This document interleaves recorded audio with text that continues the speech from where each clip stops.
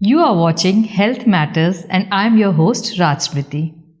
Today we have with us Dr. Anjana Agarwal, a gynecologist at Hind Institute of Medical Sciences. Welcome to the show, ma'am. Thank you.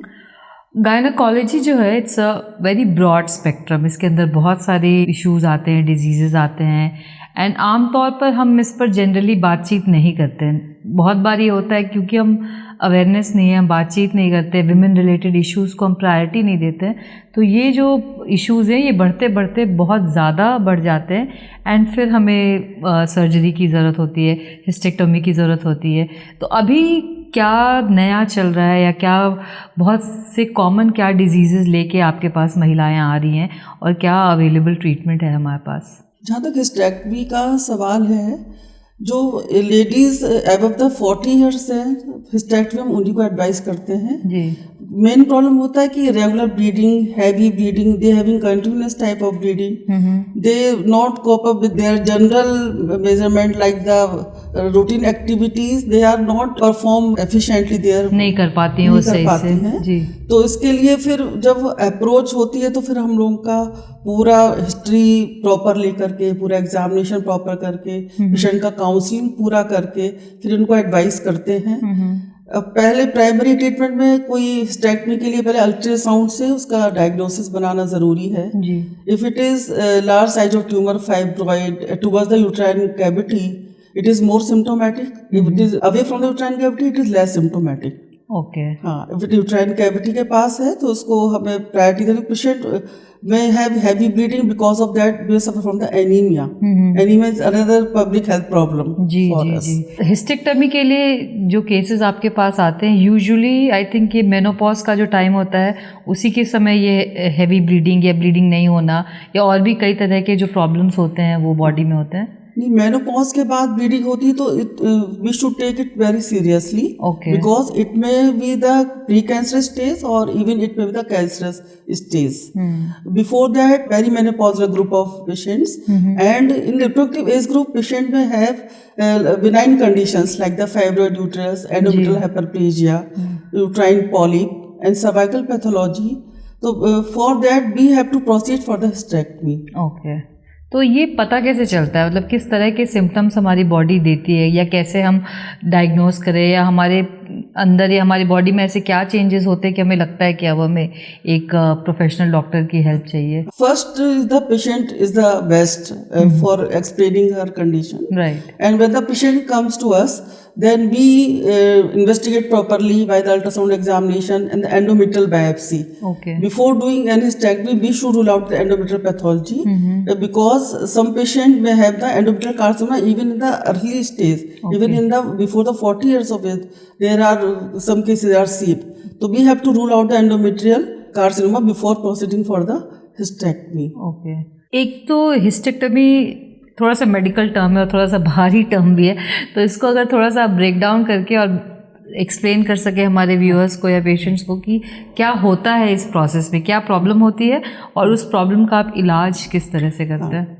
तो hysterectomy means we take out the uterus. अच्छा, uterus जो कि काफी आम बात है आजकल। मुझे हर दूसरी तीसरी महिला सुनने में आता है कि उन्होंने अपना यूट्रस निकलवा दिया। Medical treatment is not successful, then we have to proceed for the hysterectomy, removal of the uterus. Okay. The removal of uterus can be done by various methods, by the abdominal route, by the laparoscopic route, by the vaginal route. Okay. In the abdominal route, it is not very preferred nowadays, because in the obese patient especially, because we have to cut the abdominal layer and there may be the fat layer. Patient may have infection, tendency infection and time consuming. Longer hospital stay may be there. तो for avoiding this and patient में feel morbid, मतलब बीमार feel कर सकते हैं। And plus I think body weight का आ जाता है, long recovery period after we do abdominal open route, when we adopt the open route. तो for that nowadays the FOGSI guideline also support this. we take out the uterus by the vaginal route. Okay. In the vaginal route we can take out up to the 12 week size of uterus. We can do up to the 3 months of pregnancy equal size of uterus. Oh, okay. 3 month pregnancy size uterus जितना होता है we can take out by the vaginal route.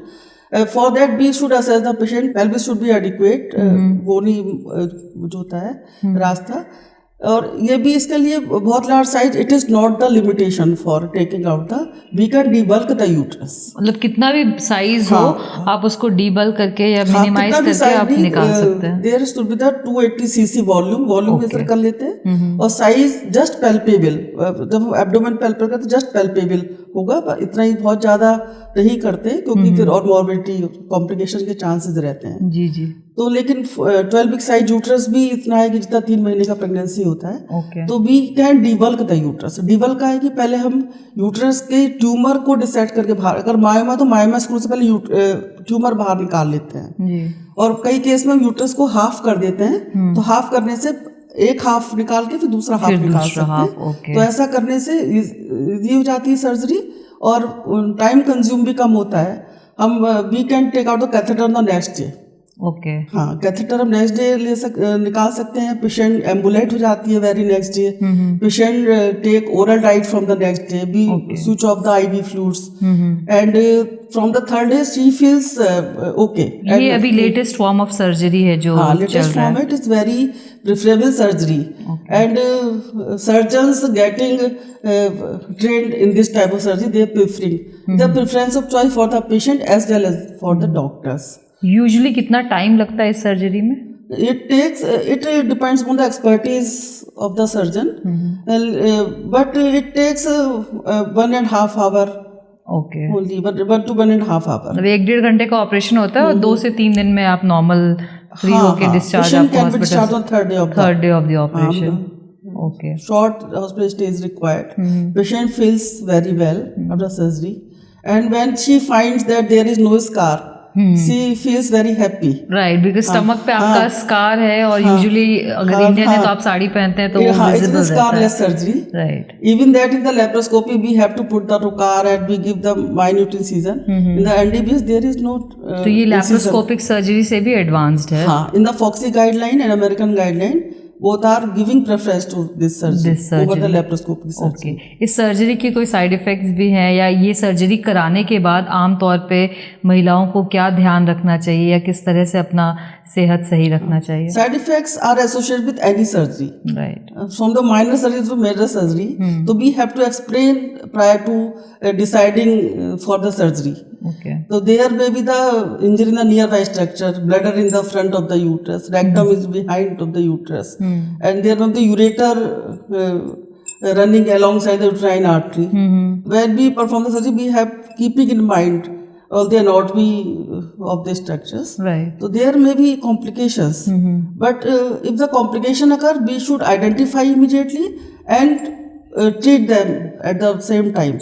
So then complication can be handled at the same time, so it does not create any problem as such. ये भी कुछ लोग का ये भी मानना है कि रहने दो उसको अंदर, अगर उसकी मतलब यूजुअली आफ्टर 40-45 आपकी प्रेगनेंसी होती नहीं है या आपको करना नहीं होता है तो, और यूजुअली यूट्रस का जो मेन रोल होता है लोगों के लिए वही होता है कि भाई बच्चे पैदा करने के लिए चाहिए, तो कुछ का तो माइंडसेट होता है कि अब उसकी ज़रूरत नहीं है तो निकाल दो, फ्री हो जाओ उस प्रॉब्लम से। कुछ का होता है कि रहने दो, पड़े रहने दो अंदर, क्या फ़र्क पड़ता है, जो अगर थोड़ी बहुत हेल्थ इश्यूज चल रही है तो मैनेज कर लिया जाए। तो क्या वो सही अप्रोच है उसको लेके? अगर पेशेंट सिम्टोमेटिक है तभी हमें स्टेक्टमी करना है, otherwise it should not be removed. Okay. It becomes atrophic after the age of menopause. When the patient attains the menopause, it automatically becomes atrophic. Okay.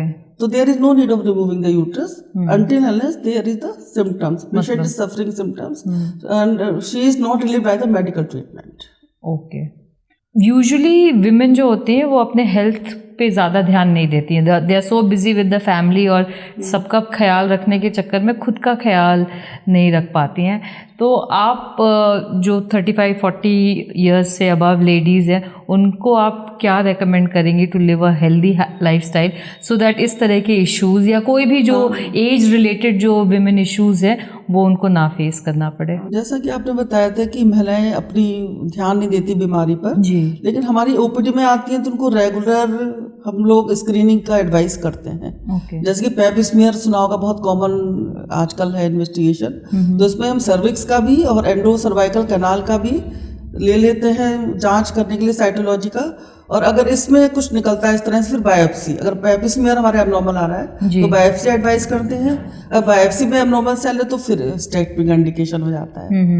तो इसका मतलब हमें यही अवेयरनेस करना चाहिए कि जो लेडीज हैं उनको अस्पताल अपना रेगुलर चेकअप के लिए आते रहना चाहिए।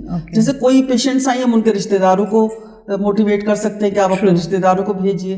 पेप स्मीयर है तो 35 से ऊपर सभी लेडीज कराएं, इसके लिए कर सकते हैं। कोई भी ब्लीडिंग जैसी चीज हो तो उसको अपने तक ना रखें, हम लोगों से डिस्कस करें। ब्लीडिंग कभी भी हो तो you should consult a doctor. हाँ, क्योंकि एंडोमेट्रियल पैथोलॉजी को हमें रूल आउट करना पड़ेगा। बिनाइन है तो उसको मेडिसिन से ठीक करेंगे, अगर प्री कैंसरस है तो फिर हिस्टेक्टमी।